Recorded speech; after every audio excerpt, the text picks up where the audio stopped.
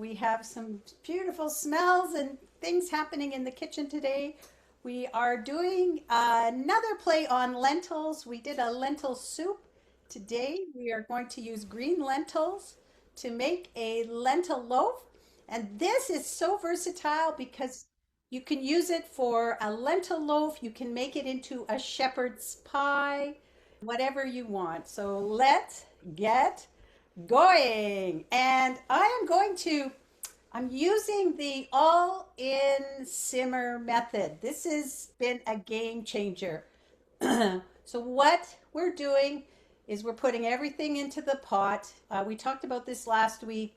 Kind of the conventional way to do things is to saute the onions and then add in the garlic and then add in some other stuff, your vegetables, and layer the flavors like that.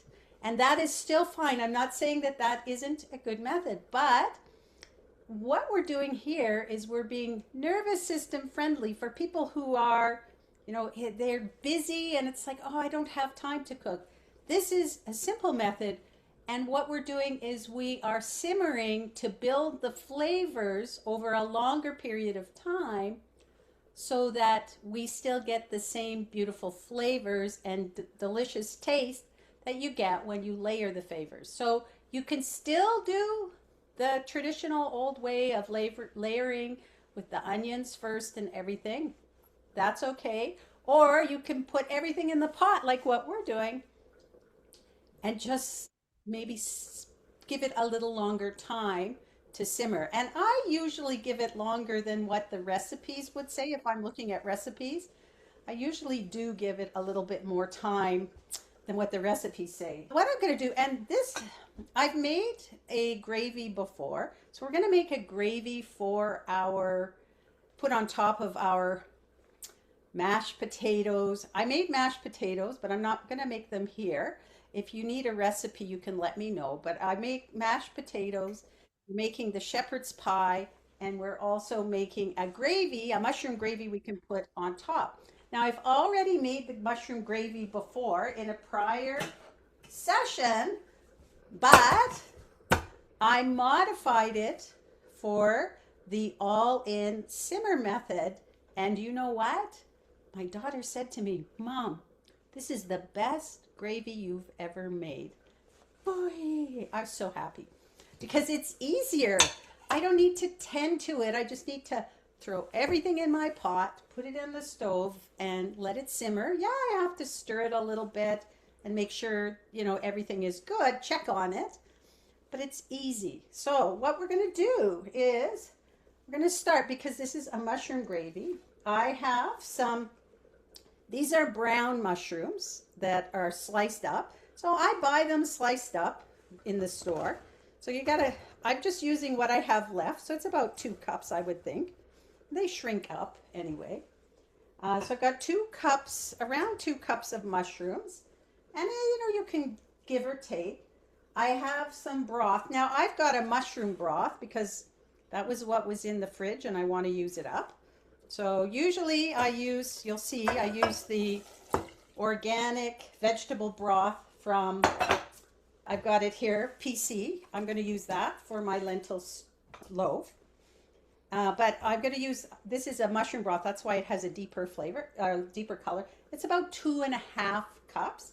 Going to add in about 2 tablespoons of tamari sauce here. We're adding in some tamari sauce. So this is for our mushroom gravy. Yeah. And I've got that. Going to add in some garlic. So I finally this week I got my garlic grated before I was ready for the show about 10 minutes ago. So I got about 5 cloves of garlic, different sizes. So I shaved them all up. I'm going to use half in my mushroom gravy and half in my lentil loaf. Now the garlic, we're grating it in advance about 10 minutes. I'll put that there so that we can have the enzymes that give us those beautiful medicinal properties of garlic, the antimicrobial anti-immunity, all of the things that garlic does. We need to give it about 10 to 15 minutes before we combine it with the food. So I've done that. So I'm putting that in the recipe. First things first, grate up or mince up your garlic or chop it depending on what it is. And I'm going to add in some nutritional yeast.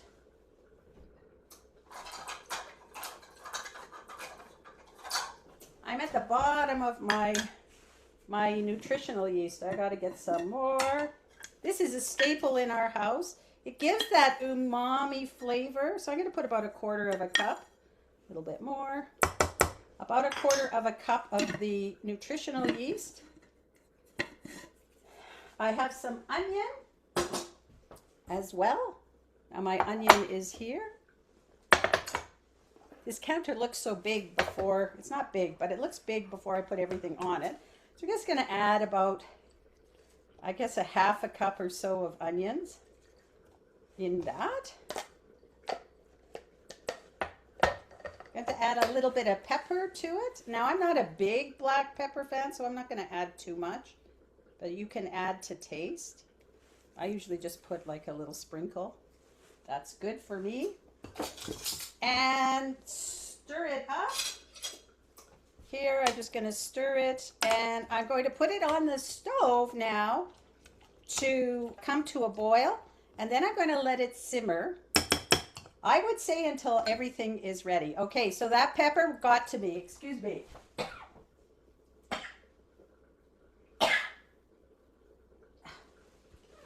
Sorry, ladies, the pepper got to me. All right, I'm going to put this on the stove. Bring it to a boil, and then I'm going to cover it and let it simmer for, I would say, about 45 minutes. Uh-oh, the pepper is still there. I forgot something. I spoke too soon. Now, to thicken your gravy, I'm using potatoes. So I've cut up, this is one big potato, or you could do some smaller potatoes. So I'm just going to add some of this potato here. Don't want to waste it. And this is what I'm going to use for thickening. Now, other ways that you can thicken your gravy is by using a flour. Now, I'm in these classes, I'm going to say I'm not 100% gluten-free, but in these classes, I try to be gluten-free for everybody or give gluten-free options. The potatoes are going to give it a thickening that you can use that way. And now you're using something like a nutritious food to thicken it rather than using a flour, or you could use cornstarch to thicken it.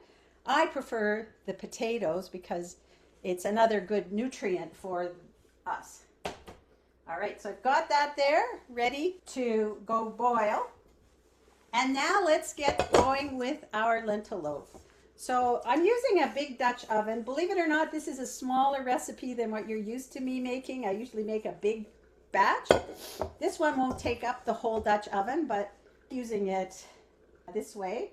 So what I'm going to do is I'm going to start with my base, which is about 4 cups or a liter of vegetable broth. Now this is not quite a liter. It's 900 mils, almost 4 cups. And I'm just going to dump this in. I can add more later if I need to. So I'm just going to add this to my pot.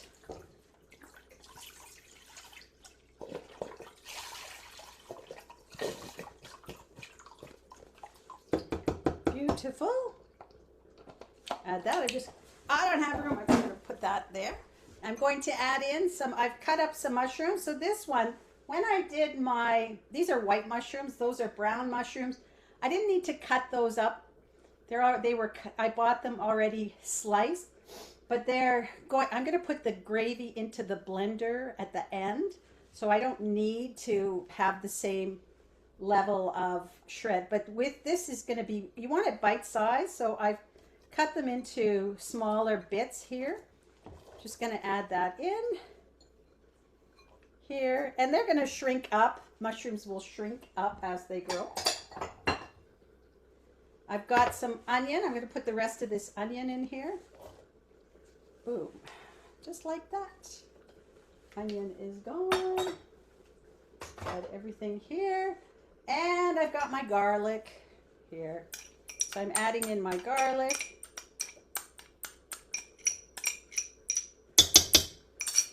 I also have, I cut up some carrots. Now you could use shredded carrots if you want, or grate them.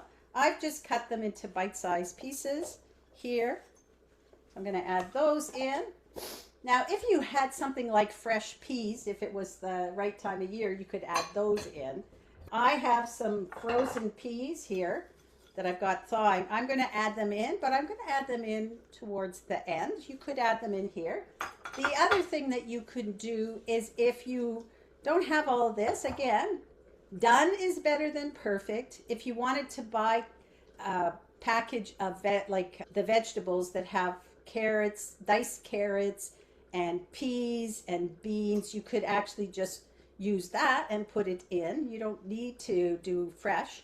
So if that works better for you, then you can do that, no problem. And then we're just going to add some spices. So I'm going to add in some turmeric for this. Again, this gives us a bit of umami. So I'm going to add a couple of tablespoons in here.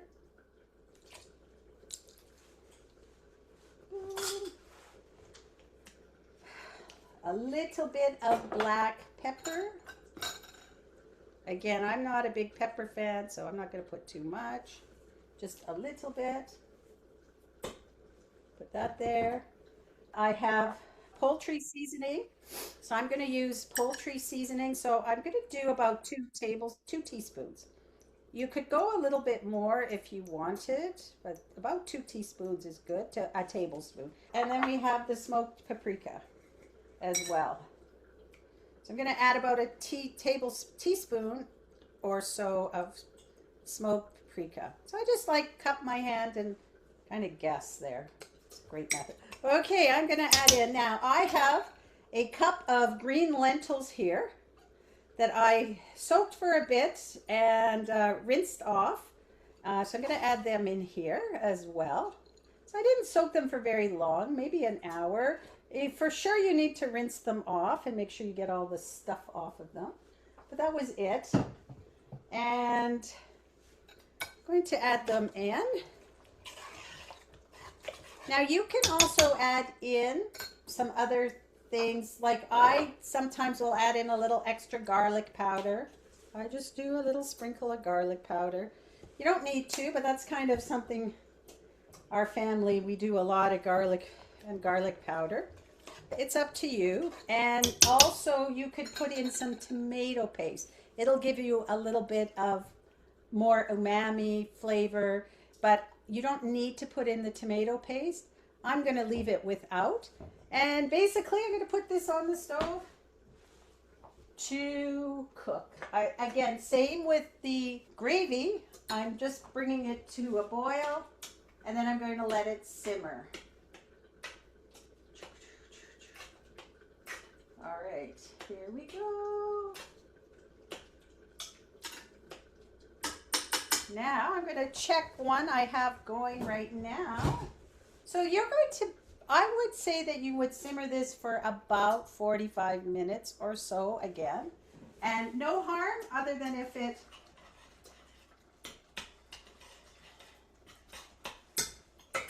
there's no harm to simmering it longer, as long as this one, it's going to thicken up quite a bit. And at the end it'll be fairly thick. So you want to make sure that it's thick enough, or it doesn't burn once you're doing that. Okay, now I have one that I had on the stove right now that's going. It's been going, I would say, about half an hour. And I will say, ladies, I don't think it's quite ready. I would probably let it go at least another 15 minutes or more, but I would like to show you how the next kind of step. My mushrooms are now, gravy is now boiling. So I'm going to put a lid on it and let it simmer. Turn it down to about a medium low. Put the lid on and let that simmer. Now, The final thing that you do for your lentil loaf when it's ready and it's cooked is you add some oats to it. So I have my oats here.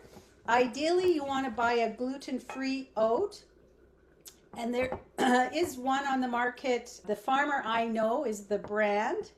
I don't have a picture of it, and it is glyphosate free and gluten free. So if you can find that, it's also a sprouted oat, which means that they've, I guess, soaked it and sprouted it so that you get more of the nutrients. It's a little better for you. And also, I'm going to add a little bit. I've got 2 tablespoons flaxseed here. I'm going to add some water to that. And so with the flaxseed, I have ground flaxseed. The flaxseed, you need to have it ground because when it's whole, it's just going to go right through you. We cannot digest it at all with the covering on it. So what you can do is you can buy the whole flaxseed and you can grind it up. And one of the great ways to do that is a coffee grinder. You can also put it in your Vitamix to grind it up. And what I find works really well is the coffee grinder. I bought a coffee grinder just for that, and I could put like my 2 tablespoons of, or maybe 3 tablespoons, grind it up, and it was perfect. Then my daughter took the grinder with her. So what I've got here for more convenience is ground. I buy a bag of ground flaxseed. Flaxseed will go rancid very quickly. So if you have the ground flaxseed, you need to keep it in the freezer. Do not keep it out, even in the fridge. I would keep it in the freezer. And so I'm just going to add some water to it and give it a couple of minutes to soak here. And flax actually, if doing exactly what I'm doing, if you're baking and you've got a recipe that calls for eggs, you can use this flax, about 1 teaspoon, is it 1 teaspoon of flaxseed to 1 tablespoon of water-ish, roughly. There should be instructions. We'll make like a flax egg. It helps to do the binding. So I use it sometimes if I find a recipe an old recipe that has eggs. If it's like a banana bread or something, I'll use the flax egg as a replacement for that. And then I have my oats. So let me go to see how this is doing here.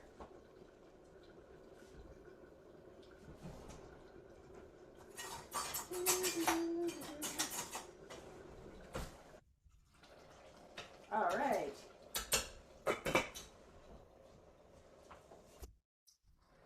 Okay, ladies. Kathy, no vampires in my home. I hope not. Maybe. All that garlic, right? All right. Yeah, that's why I wrote it when you were sprinkling. With my garlic. Okay, ladies. I'm just going to check here. My batch that I put on the stove is now boiling. So I'm going to turn it down to like a medium low. And I could add my lid.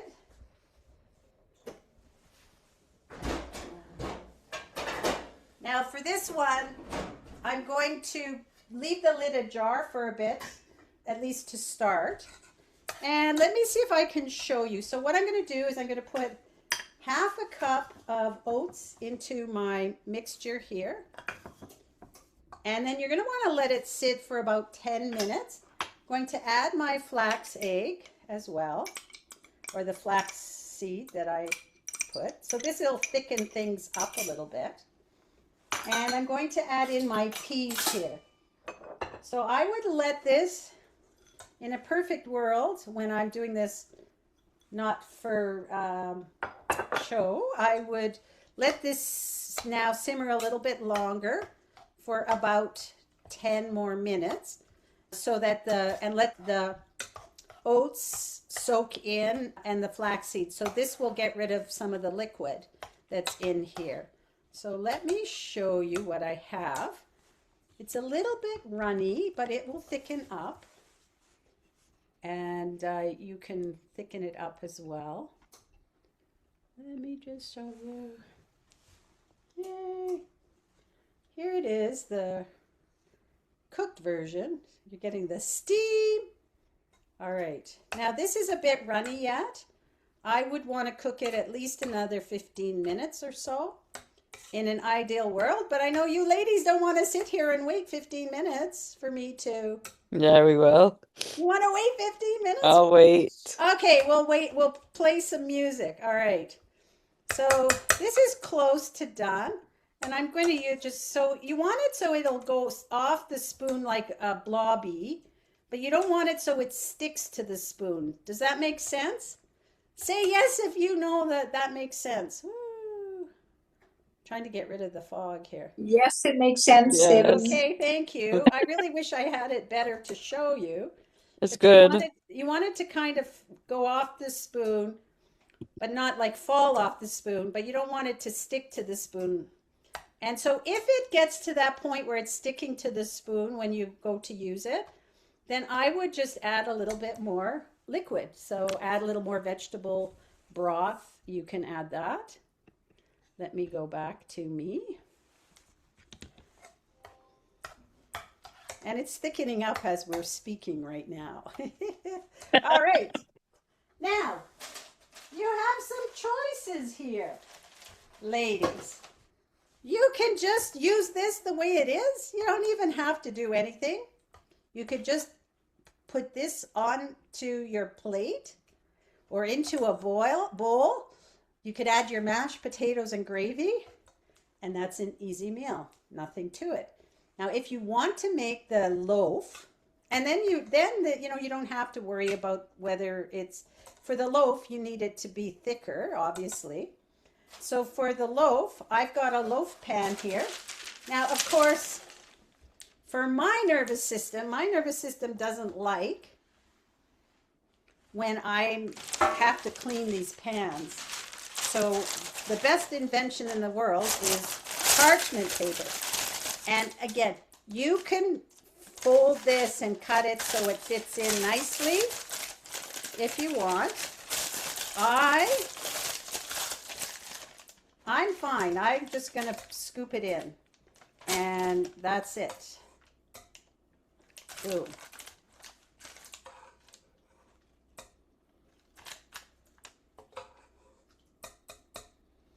Yeah.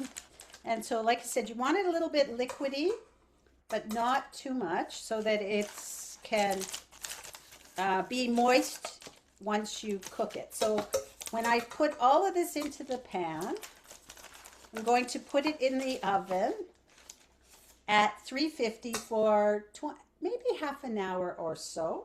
And then that will thicken it up a little bit more. So I would put this into now I have it in my loaf pan, and it kind of works its way once you put it in the loaf pan. And it kind of works its way through. If you're a perfectionist, I'm not for this kind of stuff. I might be a perfectionist for other things, but not this. I'm just going to make sure it goes to the corners. And I'll put this into the oven and cook it. Okay. Beautiful. Debbie, do you add your potatoes before you bake them? Oh, that's what you can do is you can add potatoes on top if you want to make a shepherd's pie.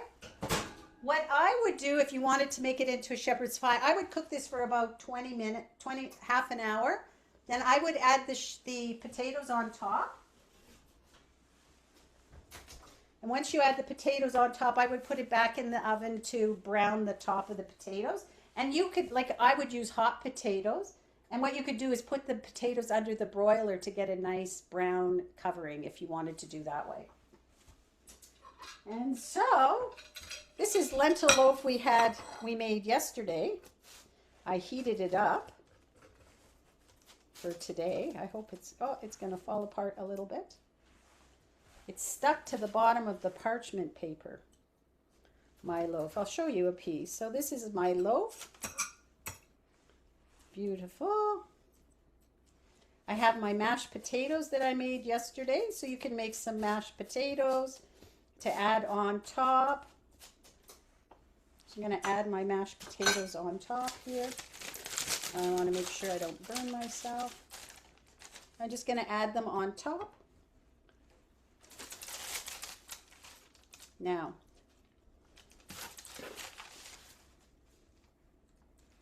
for my lunch. Yum, yum, yum. All right, let me remove this from the way here. And then I've got the potatoes and the loaf. I'm gonna have my gravy that I made yesterday as well. Now, I didn't make an extra gravy, so when your gravy is done, so you can kind of orchestrate what I just did, and everything can be ready in about 45 minutes to an hour. Like you can leave the gravy simmering as long as you're waiting for the lentil loaf to be ready. Just watch it as usual. So I have my gravy here. And you can add more or less potatoes depending on how thick you want it. And when it's done, all you do is put it in your Vitamix and blend it till it's smooth. So I have my gravy here.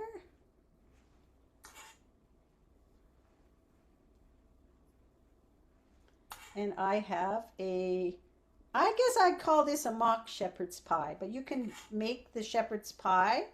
Take your so it's very versatile. Basically, you have the option of just taking the lentil, like a lentil stew, put it on your plate. You can add the potatoes, add the gravy, and voila. You can make it into a loaf. And I have whatever's left over of my loaf from yesterday here. I can show you. So my daughter and I had it. So let me show you that as well. It's a little bit left here. And it does stick together. And it's nice and juicy and moist. And then you can add the potatoes to make a shepherd's pie.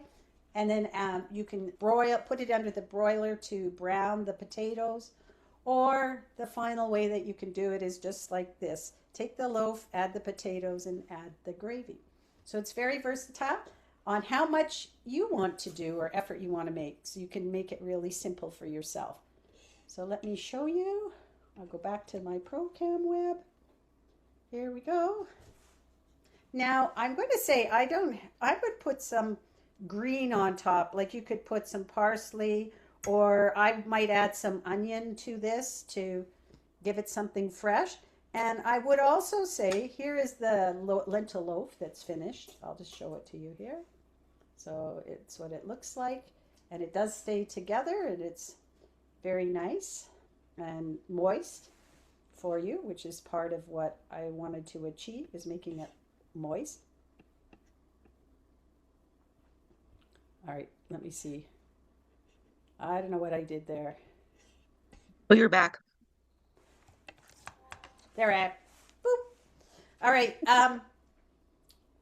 What was I saying? You Oh, were talking about the choices. yeah. So we did the choices.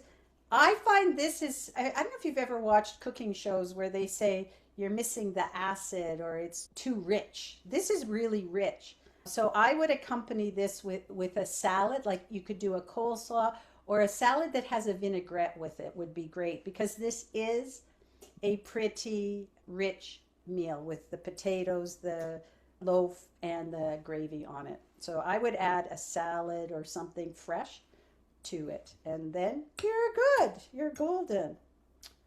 Yum. All right. Any questions or anything? Well, I appreciate you doing this because I've heard about shepherd's pie, but I've never eaten a shepherd's pie. I've never tasted it. So I was really curious to what it would look like or even taste like. And to me, it kind of looks like a meatloaf, a vegetarian meatloaf.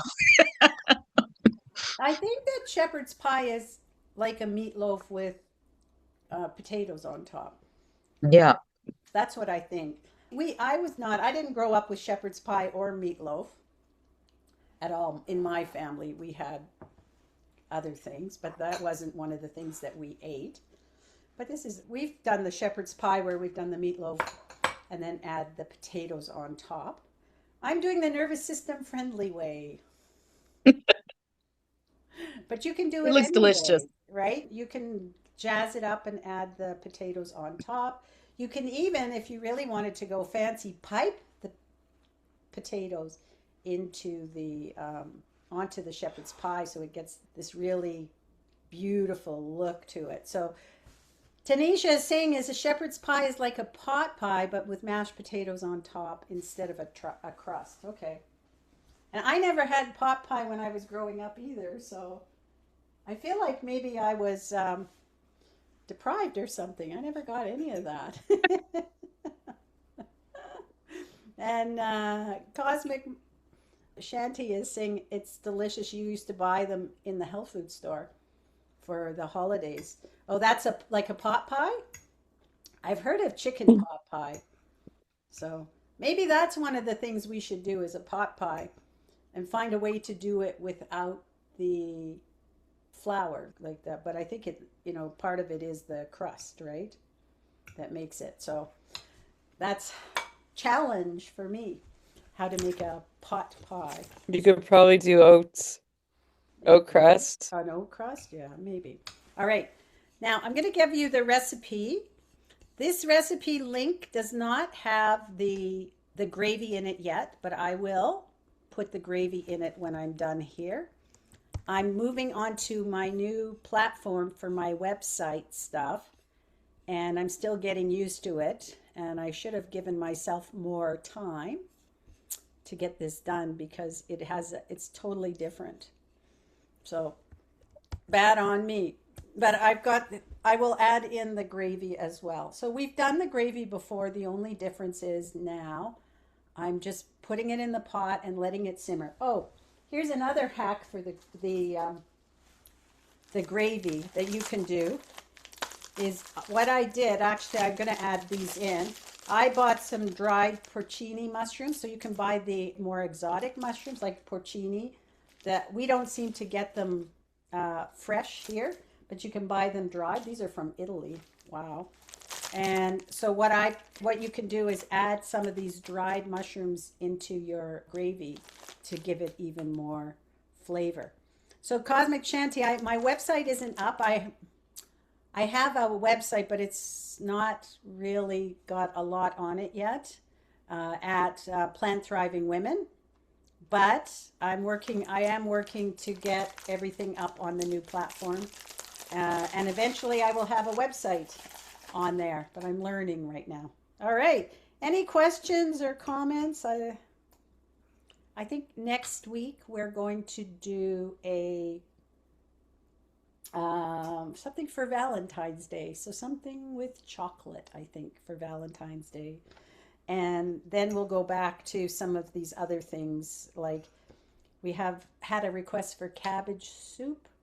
I talked to my mom about how to make sauerkraut cabbage soup as well.